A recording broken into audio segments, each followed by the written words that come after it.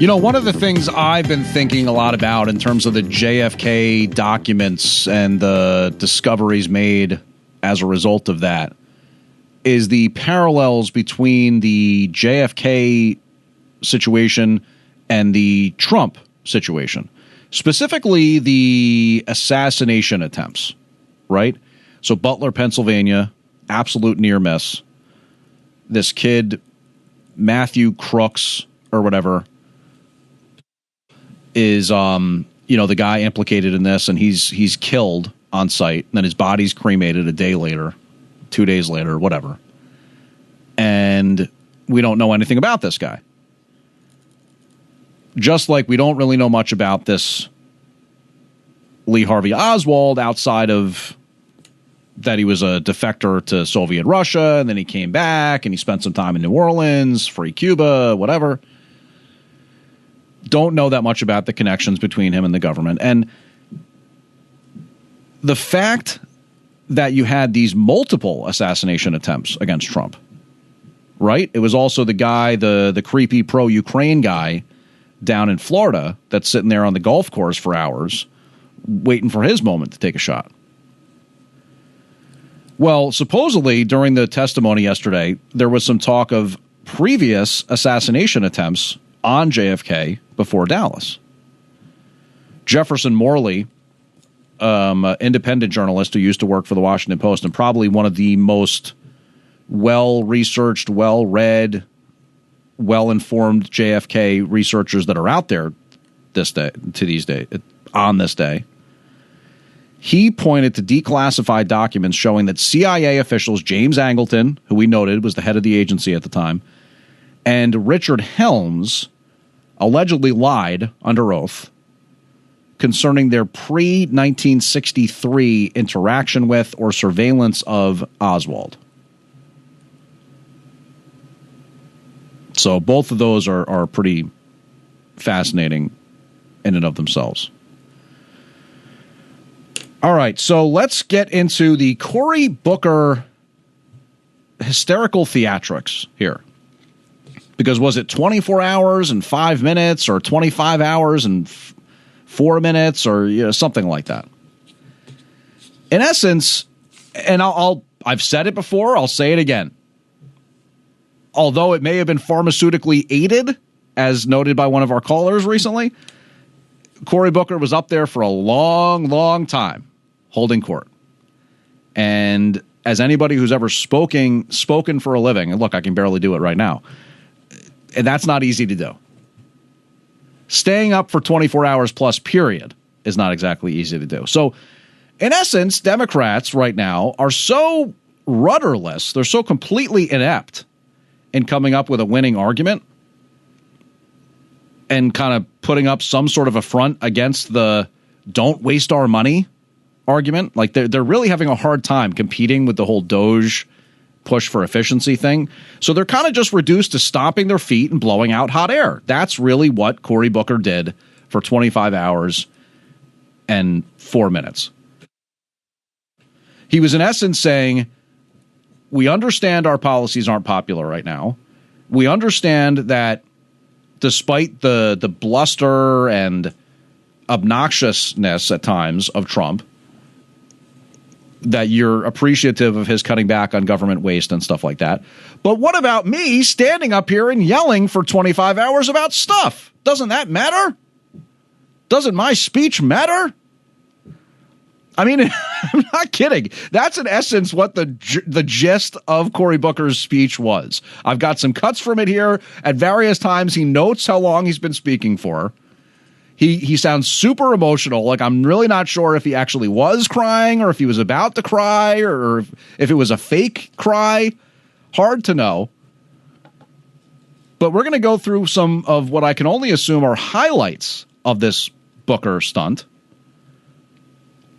A stunt that I'm sure absolutely proud of as a New Jersey voter and as a taxpayer. Thanks, Cory. Well done. And as I said, I have to assume that these are highlights because it's from the super cut put together by MSNBC ahead of Senator Booker's guest spot with Rachel Maddow after his long speech. So let's see. Let's dive in to this hours-long speech, 25 hours long speech from Cory Booker. We're not going to subject you to the whole thing, obviously. But let's listen to cut 10, Tony, please. It's enough for me. 12 hours now I'm standing, and I'm still going strong because this president is wrong.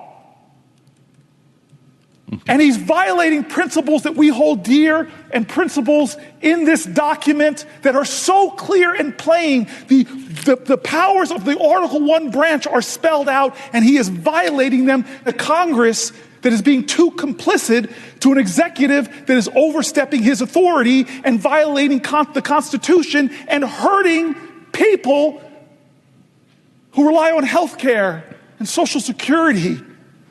Okay. So he's at 12 hours at this point, and he's going into the whole claim that Republicans are going to get rid of people's Social Security. Something that we've talked about before, and we've tried to be fair and understanding and sensitive to people who worry about things like that. Like, in essence, if you're somebody who is on government assistance or lives off your Social Security as like an older retired American, for example, then clearly that would be very scary and upsetting, the concept of Social Security being cut. But if there's one thing that's been consistently stated by Trump on both the campaign trail, during this ongoing investigation and attempt to uncover certain things from DOJ, if there's one thing that's been consistent, it's that the White House has basically said, we're not looking to cut disbursements to or from recipients of the programs Medicare, Medicaid, Social Security. And not only is it a total loser politically, like that would be a really difficult thing to get over on the American people. And we've often said that. That's why Social Security is such a nightmare, because in spite of its problems and in spite of its nature as basically a Ponzi scheme, there's very little you can do about it because it's such a political third rail. Now, that being said, we also talked the other day about how Elon Musk, at that town hall meeting in Wisconsin ahead of this push to try to not elect the liberal judge that unfortunately got elected, Elon Musk and his DOJ counterpart said, look at all this stuff we figured out about the Social Security program. Somebody comes into the country illegally and says, hey, I'm being subjugated in my home country. I claim asylum. I want asylum. All right, then you're put on a 6-year waiting list, and here you go. Here's your Social Security number. And oh, by the way, we're going to use it to register you to vote. So it's pretty rich that Cory Booker, during his special little recital that he carried on down there in Washington, D.C., feels as though he has the mandate to invoke Social Security as something that anybody should be up in arms about and saying, yeah, right on, Cory. Get up there and blast the Trump administration for them having the audacity to try to figure out what's going on with this massive government spending and its $38 trillion in debt and Social Security. Well, how dare they?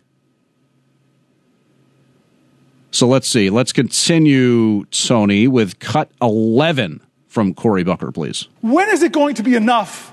My voice is inadequate. My efforts today What is he, crying? Are inadequate to stop what they're trying to do.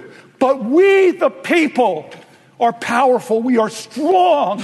God bless America. Oh, what a we phony. Need you now. Oh, this guy. God bless America. If you love her, if you love your neighbor, if you love this country, show your love. Stop them from doing what they're trying to do. What? What is it that they're... Stop them from doing what they're trying to doing. What is it that they're doing? Looking into ways to remove these various non-government organizations and cut off their lapping at the taxpayer teat? Running all these supposed nonprofits and paying people $250,000 a year to run them with taxpayer funds. George Soros creating an endless loop of cash that he put in once upon a time, and it just keeps getting spit out by these NGOs to provide balanced news coverage and all this crap. I mean, that's not even getting into any of the more nefarious stuff, like the statecraft that's gone on around the world with all this taxpayer money. That's the thing that Cory Booker thinks we're going to get up in arms about and say, oh, yeah, my neighbor. Oh, my neighbor. Oh, your wavering voice, your quivering voice really spoke to me. What a phony. I mean, what a just absolute just fraud. He's going to get up there and pretend as though somehow we're supposed to worry about somebody taking a blowtorch to the out-of-control spending from federal D.C., and that somehow someone somewhere is going to shed a tear over that? When did he ever shed a tear as they were spending all that money and worrying about what the future generations were going to have in terms of the purchasing power of their U.S. dollar? And what's the retirement fund going to look like for somebody 40 years from now who is relying on Social Security, let's say? All right, let's take a break here for Cory Booker. You know what? We'll leave him speaking. We're about halfway through his marathon. I think we're about 12 hours in. So we'll pick it back up in a second here. Good old Cory, as he's giving his speech down there. Officially, it's ended, but here in Radio Land, it's always ongoing, right? The sound is always playing, so we can dip back in. Maybe we'll fast forward to like the 20-hour mark for Cory in a little bit.